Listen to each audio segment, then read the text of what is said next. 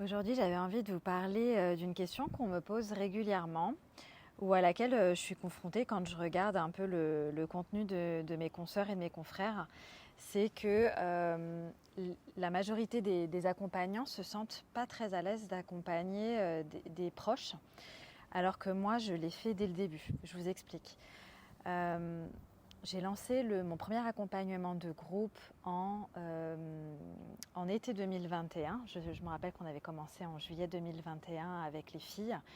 Et les personnes qui composaient ce groupe-là étaient uniquement des anciennes collègues, des amis personnels ou des amis d'amis. Il y avait une seule femme que je ne connaissais pas, qui m'avait découverte via une de mes amies, via. Mais sinon, le reste des personnes, je les connaissais, ces femmes-là, je les connaissais personnellement. Et c'est quelque chose qui a été plutôt fluide pour moi. Donc on peut le voir dans ma charte HD parce que j'ai une ligne 4. La ligne 4, c'est celle qui se sent vraiment à l'aise avec son cercle proche. Et le côté opportuniste, du coup, j'ai coaché des personnes que je connaissais qui m'ont rémunéré pour ça. Donc là, j'incarne vraiment le côté opportuniste de la ligne 4. Et le côté fraternel, c'est des personnes qui ont confiance en moi, qui me connaissaient déjà pour la majorité en vrai. Et donc, du coup, la confiance était déjà existante avant même qu'elle rejoigne mon accompagnement. Je pense que la raison pour laquelle moi je suis à l'aise de coacher mes proches, ça va au-delà de ma ligne 4 en HD. C'est surtout aussi parce que je sais mettre un cadre, on va dire, sous une forme. Peut-être j'ai été challengée sous une autre forme, mais en tout cas sous une forme, j'ai su mettre un cadre, c'est-à-dire que j'ai accompagné plusieurs personnes de mon entourage proche, que ce soit gratuit ou payant. Et j'ai déjà mis le cadre, c'est par exemple quand je coach mes amis proches, et WhatsApp c'est pour nos conversations privées et Telegram pour nos conversations pro. Et j'avais pas peur en fait de les recadrer quand elles confondaient un peu les deux canaux en disant écoute, est-ce que cette conversation tu peux la reprendre sur l'autre canal parce que là c'est notre canal privé ou vice versa. Donc déjà, il y avait ça comme règle. Et aussi, ce que j'ai beaucoup fait, c'est faire payer mes proches. Ça, c'est quelque chose que j'ai des consoeurs qui ne comprennent pas et qui trouvent ça abusé. Mais moi, j'ai toujours été à l'aise, si vous voulez, avec le fait de faire payer les gens que je connais. D'ailleurs, mes premières clientes, elles m'ont rémunérée. Je leur ai pas fait de tarif pour la prestation qu'elles ont prise chez moi. Et oui, ça m'arrive d'accompagner des proches gratuitement, mais c'est pas automatique, si vous voulez. Donc, comment je décide en fait qui je fais payer ou qui je fais pas payer? Ça dépend déjà de l'offre que la personne elle prend chez moi, et si c'est moi qui lui propose, ou si c'est la personne qui est en recherche et qui a un besoin. Je vous donne un exemple. Mon frère, je l'ai déjà coaché et c'est quelque chose que je ne lui ai pas proposé tout de suite. Mon frère, il est dans le dev perso, ça l'intéresse le côté mindset, etc. Mais il n'est pas du tout dans le côté spiritualité que moi je peux avoir, par exemple. Et il sait ce que je fais, il m'a déjà posé des questions, mais ce n'est pas quelque chose qu'il a appelé. Après, il avait un blocage qui revenait régulièrement dans sa vie privée. Et un jour, je lui ai proposé de faire une séance, mais une séance dans des vraies conditions. C'est-à-dire que on s'est donné rendez-vous, on s'est rejoint sur Zoom et il a eu le droit à une séance complète. Donc une séance comme s'il avait été mon client payant. J'ai offert cette séance, mais je lui ai dit, par contre, si tu viens ouvert et viens avec cette énergie de recevoir, parce que c'est moi qui te l'ai proposé, mais je veux vraiment que ça t'apporte un maximum de valeur. Donc il a dit, ok, je viens ouvert d'esprit, je suis prêt à répondre, je suis prêt à être présent et à faire le taf nécessaire. Donc il est venu, il a fait sa séance et ça a été une séance hyper profonde. Moi qui n'ai quasiment jamais vu mon frère pleurer à part quand on était petit, en tout cas dans sa vie d'adulte. Mon frère est quelqu'un qui est très, pas introverti je dirais, mais il n'exprime pas ses émotions facilement. On va dire c'est plutôt quelqu'un qui paraît très calme, très neutre de l'extérieur, etc. C'est quelqu'un qui aime rigoler, qui va rigoler, etc. Mais tout ce qui est autre émotion, donc grande joie, grande tristesse, grande colère, il n'est pas très expressif à ce niveau-là. Et pour la première fois, j'ai vu mon frère s'effondrer en séance. Et là, je savais que ce que je faisais avec lui, je le fais aussi avec mes clients, mais que j'étais capable de faire de transformer également les personnes de mon cercle privé. Et c'est là où moi-même j'ai eu un shift, parce que lui a eu un shift à ce moment-là, et puis il m'a remercié. Ce qu'il m'a dit, c'était vraiment, en fait, je comprends pourquoi les personnes travaillent avec toi, pourquoi ils te choisissent en tant qu'accompagnante. Il m'a dit quelque chose comme ça. Et d'avoir la reconnaissance de mon frère, ça a été hyper précieux à ce moment-là. Et ça m'a aussi permis, moi, de me rendre compte que gratuit ou payant, ça ne fait aucune différence pour moi quand je suis alignée avec mon intention. Et donc, je pourrais continuer de proposer du contenu gratuit, sachant que ça faisait quand même pas mal de temps que je coachais plus gratuitement. Et donc, ça m'a ouvert d'autres perspectives. Et d'autres contextes où je n'ai pas fait payer mes proches, ma mère par exemple, parfois elle a besoin de guidance et elle m'a demandé si je pouvais la coacher gratuitement, et ce à quoi j'ai répondu non. Alors pourquoi j'ai répondu non à ma mère et pas à mon frère? Déjà, mon frère, c'est moi qui lui ai proposé. Et c'était pour une séance, c'était pas pour un accompagnement. Ma mère, ce qu'elle m'a demandé, c'était un accompagnement. Et ce que j'ai expliqué à ma mère, c'est que pour moi, vu que c'était gratuit, vu que ça venait de moi, sa fille, je ne pense pas qu'elle serait assez réceptive pour avoir les shifts nécessaires pour effectuer les changements dont elle a besoin dans sa vie. Donc je l'ai réorientée vers quelqu'un d'autre qui n'avait pas ce lien intime avec elle. Donc elle était un peu déçue, pour être honnête, parce qu'elle m'a dit qu'elle sait qu'avec moi, nos conversations la font déjà shifter, etc. Et elle aimerait bien approfondir avec moi, mais c'est moi qui ai mis ma limite. Donc je pense que le fait de bien me connaître, c'est aussi à moi de mettre les limites aux gens.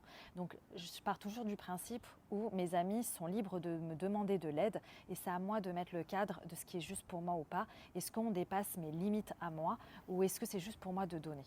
Donc à ma maman, j'ai dit non. J'ai une autre amie, je ne sais pas si elle écoutera cet épisode, mais si elle l'écoute, du coup je l'embrasse fort. Elle avait pris une séance de coaching avec moi parce qu'on avait une conversation où elle trouvait que c'était hyper intéressant comme contenu, mais elle aurait bien voulu avoir l'enregistrement de cette conversation et pouvoir prendre des notes, parce que c'était de manière informelle qu'on s'était appelé et où je l'avais aidée sur son challenge. Donc elle m'a dit, voilà, je te prends une séance, je te paye, comme ça on enregistre la séance, je prends des notes et comme ça on est clean. Donc on a fait cette séance. Et ce qui m'a énormément blessée, en tout cas c'est comme ça que je m'en rappelle, peut-être qu'elle, elle aura une autre vision, et encore une fois ça m'appartient ce que je vous partage, c'est qu'elle m'a dit, en fait j'ai encore gaspillé mon temps et mon argent, et là je me suis sentie tellement dans un sentiment d'ingratitude auquel je faisais face, qui était très inconfortable, que je me suis dit ok, à partir de maintenant je ne coacherai plus mes amis, parce que c'est plus juste pour moi en fait qu'on me balance ce genre de choses, et je trouve que ça impacte énormément l'amitié. Donc moi j'ai été touchée dans mon intégrité et dans ma volonté de bien faire, etc. Sachant que je lui ai dit la même chose que je lui avais dit le matin même, gratuitement, dans un échange informel, et que maintenant que je lui répétais de manière un peu plus formelle et de manière beaucoup plus cadrée, etc., qui était son souhait à elle, du coup je me recevais ça comme en retour, et je me suis sentie pas reconnue pour ce que j'avais apporté comme valeur.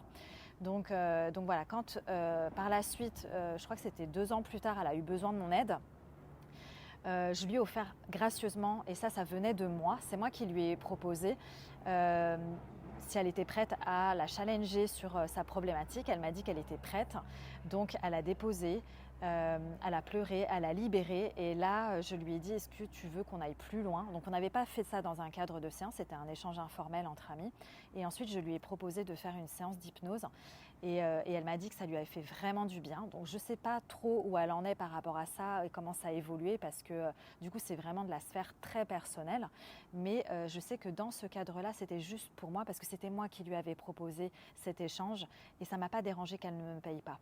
Et je pense que là on a trouvé notre équilibre, parce que du coup le fait de lui avoir offert ça avec le cœur, avec une intention réelle et qui venait de moi, du coup elle a reçu, elle a su recevoir, elle a libéré ce qu'elle avait à libérer à ce moment-là, et elle a eu de la reconnaissance. Moi, sachant que j'ai un canal projecteur en HD, j'ai aussi besoin de cette reconnaissance quand je suis là pour simplifier le processus pour les personnes que j'accompagne. Donc voilà, ça m'a vraiment aidé à mettre les limites et à naviguer dans ce que je pouvais offrir et ce que je ne pouvais pas offrir. Et donc une des dernières expériences que j'ai eues dans l'accompagnement d'une amie proche, elle se reconnaîtra si elle écoute cet épisode de podcast, c'est que l'accompagnement ne s'est pas passé aussi bien que ce qu'on aurait espéré. On a dû arrêter l'accompagnement parce qu'on n'était plus du tout alignés sur l'objectif et que en fait, j'étais dans une énergie de sauveur. Je voulais absolument l'aider. Je voulais la sortir de son cercle vicieux. Je la voyais dépérir et j'avais vraiment envie de l'aider, d'être la personne qui pouvait l'aider dans ce qu'elle traversait. Et je pense que déjà, je suis sortie de ma posture de coach et puis j'ai été polarisée par mes propres émotions. Ce que cette interaction m'a aidé à développer, c'est déjà plus de leadership, plus de rester dans ma posture de coach quand j'accompagne même des gens que j'affectionne tout particulièrement. Et de rester focalisé sur l'objectif. Je pense que là, l'objectif, on s'est perdu dedans parce que moi, du coup, sans m'en rendre compte, mon objectif était de la sauver. Et du coup, à un moment donné, j'ai été confrontée à... elle attendait que moi, en tant qu'amie, je la sauve. Et moi, je me trouvais alors complètement désemparée parce que je voyais que j'avais beau faire tout ce que je pouvais, ça ne suffisait pas. Et donc, on a décidé d'arrêter toutes les deux l'accompagnement. Aujourd'hui, on est encore amis et je trouve que cette expérience nous a permis de communiquer et de retrouver notre amitié telle qu'elle était avant l'accompagnement. Et c'est vrai qu'aujourd'hui, je suis à l'aise de continuer d'accompagner des amis, mais je sais quelle posture je suis amenée à avoir, quel cadre je suis amenée à poser pour mes proches, que ce soit ma famille ou mes amis. Et c'est comme ça que je sélectionne aussi les personnes avec lesquelles j'ai envie de travailler. Donc, je ne dis pas oui à tous mes proches, mais quand je dis oui, c'est un vrai oui. Et je me rappelle pourquoi je le fais. L'objectif, on le définit ensemble et on le clarifie. Et à partir du moment où je sais qu'on n'est plus dans la bonne posture, la personne qui est coachée et moi-même, c'est à moi aussi de dire, écoute, stop, on arrête parce que là, en fait, c'est plus sain pour nous, c'est plus sain pour notre relation et je préfère arrêter. Il y a beaucoup de personnes auxquelles j'ai dit non ces derniers mois, où on m'a dit, voilà, moi j'aimerais bien que tu m'accompagnes, mais alors la personne, je me suis posé la question, est-ce qu'elle fit vraiment avec le profil que j'ai envie d'accompagner, au-delà même de représenter quelqu'un qui est important à mes yeux. Donc à partir de ce moment-là, j'ai plus été dans ma posture de sauveur. Il y a beaucoup de personnes auxquelles j'ai offert en fait mon aide gratuitement sous une forme qui était juste pour moi, donc des séances en one-shot, des séances d'entraînement, des discussions informelles et qui pour moi étaient juste dans l'énergie de donner et recevoir. Et par contre, quand elles me disaient je ne comprends pas pourquoi tu ne veux pas m'accompagner, je leur expliquais juste que voilà, moi je veux bien les aider en tant qu'amie. Comme ça, je choisis ma posture. Est-ce que c'est l'amie qui lui parle ou c'est la coach? Et donc, quand je change de posture, je les informe. En fait, je vais dire, voilà, là, c'est l'amie qui te parle ou là, c'est la coach qui te parle. Et donc, la personne est aussi libre de dire, écoute, moi, la posture de la coach ne m'intéresse pas. Ou je recherche justement, du coup, pas l'écoute de l'amie, mais du coup, le questionnement de la coach. Et donc, en jonglant entre ces postures-là, je m'y retrouve moi. Donc, je suis moins, on va dire, oppressée par les résultats que j'ai à fournir, mais je me calibre beaucoup plus sur les besoins du moment de la personne avec laquelle j'interagis. Et en fait, je veux son bien-être, je lui donne avec amour et je lui donne sans charge. Et il y a aussi des amis qui m'ont demandé des conseils, qui m'ont demandé des choses parce qu'elles étaient perdues et auxquelles j'ai dû dire, écoute, là, ce que tu me demandes, ça va au-delà de ce que j'ai envie de te donner en tant qu'amie, en tant que proche. Et si tu veux approfondir ça, ce sera en séance payante. Et donc, en général, je peux proposer des séances payantes, du coup, individuelles, à la carte, que je ne propose absolument pas dans mes accompagnements actuellement, ou leur proposer un échange offert, mais vraiment où c'est cadré. On se dit, on débloque juste ce point-là, et s'il y a besoin d'approfondir, du coup, ça devient payant, et voici ma limite. Donc voilà comment moi je procède. Je ne sais pas si c'est juste ou si c'est pas juste. Je sais juste que c'est le plus juste pour moi ici et maintenant. Voilà, on est du coup en avril 2024. C'est ce qui est juste pour moi aujourd'hui. Ça le sera peut-être plus demain. Et c'est probablement pas ce que je vous aurais partagé il y a 6 mois et c'est encore moins ce que je vous aurais partagé il y a 1 an. Après, la nuance que je voudrais vous apporter, c'est que on peut choisir de donner du gratuit et du payant et on n'a pas besoin de le différencier selon ce qu'on a envie d'offrir à l'autre. Donc, personnellement, moi j'ai choisi de ne pas vraiment différencier ce que j'offre et ce que je facture. Ça dépend du cadre. Par exemple, quand je suis en séance d'entraînement, c'est une vraie séance de coaching que j'aurais faite avec la même qualité pour une personne qui m'aurait rémunérée. Par contre, quand je suis avec mes amis, je mets un cadre quand même. Je dis voilà, là c'est l'ami qui te parle, là c'est la coach qui te challenge, etc. Et j'ai des amis qui me demandent, par exemple, j'ai une amie qui récemment m'a demandé de lui offrir, elle m'a pas demandé de lui offrir, elle m'a juste demandé j'aimerais bien faire une séance Human Design avec toi. Parce que j'ai l'impression que tu me connais par cœur et bien mieux que ce que moi je connais de moi-même. Et donc je lui ai dit oui, moi je serais ok, c'est une prestation que je ne fais absolument plus aujourd'hui, je serais ok de la faire, par contre mon tarif c'est celui-ci. Et c'était à elle de choisir si c'était juste pour elle ou pas. Et si ce n'était pas juste pour elle, je lui ai dit que j'avais d'autres personnes vers laquelle la référer. Et donc elle m'a dit non mais moi je veux que ce soit toi. Je veux que ce soit toi qui m'explique parce que je sais que tu m'as bien cerné et c'est ta lecture que je veux. Et donc à ce moment-là, elle a payé. Elle a eu sa lecture Human Design et ensuite je lui avais offerte une séance de coaching dans un autre contexte pour l'aider sur quelque chose qui revenait de manière répétitive et pour la débloquer sur un truc spécifique. Bien sûr qu'il y a d'autres choses à débloquer. Mais ensemble, on en a parlé et toutes les deux, on a défini que elle sait que je peux être la bonne personne pour l'accompagner, mais pour ne pas impacter notre amitié, on a choisi de ne pas aller dans cette direction. Moi, je sais qu'elle pourrait m'accompagner sur son domaine d'expertise, mais pour d'autres raisons, j'ai choisi de ne pas me faire accompagner par elle. Par contre, je lui ai dit que je serais très ouverte à prendre des one-shots si c'était juste pour elle, pour qu'elle mette sur des points spécifiques de son domaine d'expertise. Donc, c'est comment on met du coup nos limites entre ce qu'on offre de manière gratuite et de manière payante. C'est-à-dire qu'avec cette amie, on échange régulièrement nos domaines d'expertise pour s'aider, mais on est amis et on pose le cadre en fait. Et je pense qu'on a assez de maturité toutes les deux pour se dire quand du coup ça va au-delà de notre cadre et que ça devrait rentrer dans une prestation payante. Et ça fait que la relation est saine et ça fait que ce qu'on se donne est sain. Et donc je pense que avant de se demander gratuit ou payant, c'est plutôt calibré sur qu'est-ce que vous avez envie de faire, où sont vos limites. Est-ce que c'est clair pour l'autre et du coup ensuite de trouver un commun accord pour voir si c'est gratuit ou si c'est payant pour la justesse de chaque personne, celle qui donne et celle qui reçoit. Donc voilà, ce que je vous recommanderais du coup pour conclure, c'est d'avoir un objectif commun qui est clair pour les deux parties, que ce soit gratuit ou payant, et de respecter la posture de coach si vous accompagnez quelqu'un qui est proche de vous, mais dans un cadre de coaching payant, d'accompagnement payant, respectez votre posture et pour ne pas aller trop dans l'émotionnel, parce que quand c'est quelqu'un qu'on connaît, on est forcément dans l'émotionnel. C'est plus vous respectez votre protocole de pratique professionnelle et moins vous avez de chances d'aller dans justement cette posture de sauveur, cette posture de je veux vraiment aider la personne parce que c'est mon ami ou c'est quelqu'un que j'aime. Et donc en respectant le protocole, vous avez moins de risques en fait de ne pas être dans la bonne posture pour accompagner l'autre. Et après, je pense que ce qui est juste aussi, c'est de faire un point régulièrement avec la personne que vous accompagnez pour voir où vous en êtes. Est-ce que c'est toujours aligné avec vos objectifs? Est-ce que les objectifs sont toujours clairs? Ce sont toujours les mêmes? Ils ont besoin d'être ajustés ou pas? Est-ce que c'est toujours juste pour les deux parties de continuer ou pas? Voilà, c'était l'épisode que ça fait longtemps que je voulais vous faire par rapport à comment accompagner ses proches et comment moi je vois ça avec ma ligne 4 en HD. Je vous embrasse et je vous dis à la semaine prochaine.